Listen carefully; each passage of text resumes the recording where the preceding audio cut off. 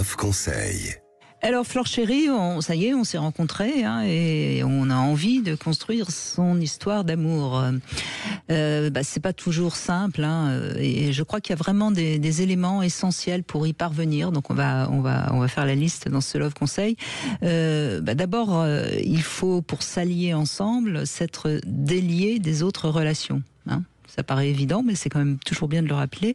Par exemple, si vous êtes rencontrés sur Internet, mais que vous n'avez pas décidé de ne plus aller sur ces sites de rencontres, eh bien, quelque part, vous n'êtes pas forcément dans le vrai désir de vous allier à cette nouvelle personne. Donc, il y a une part de vous, quand même, qui reste un peu accroché à quelqu'un éventuellement d'autre. Et peut-être que si vous êtes encore, par exemple, trop proche de vos parents, voilà. Donc tout ça, c'est important à décoder et peut-être à en parler vraiment ensemble. Deuxième axe, il faut s'engager. Alors s'engager, ça demande d'accepter de renoncer un petit peu quand même à une indépendance totale. Et c'est vrai qu'aujourd'hui, de plus en plus, il y a des personnes qui tiennent quand même à rester seules. On voit de plus en plus de couples, par exemple, qui ne vivent pas vraiment ensemble. Qui sont non cohabitants. Ouais.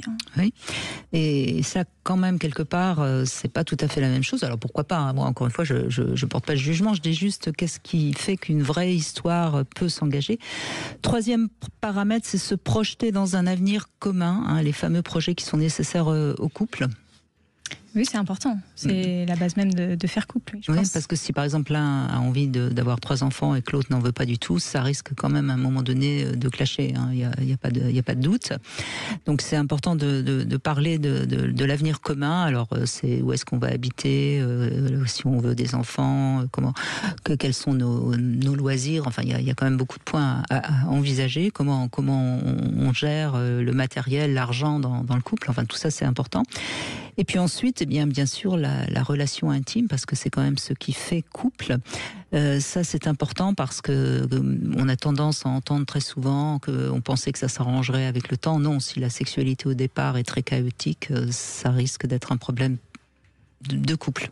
Oui, alors après, je crois qu'il y a des gens qui ont quand même une belle sexualité. Et aujourd'hui, le chiffre, c'est 1 couple sur 5 qui n'a plus de sexualité du tout, mais qui s'en plaint pas.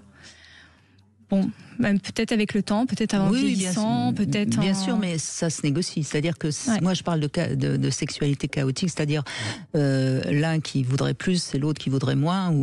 Ça posera quand même problème à un moment ou à un autre. Et puis ensuite, il faut se sentir compris dans ses besoins, reconnu, admiré, etc., etc. Mais bon, il y a quand même 4 étapes qu'il faut arriver à gérer. Pour que ça dure dans le temps.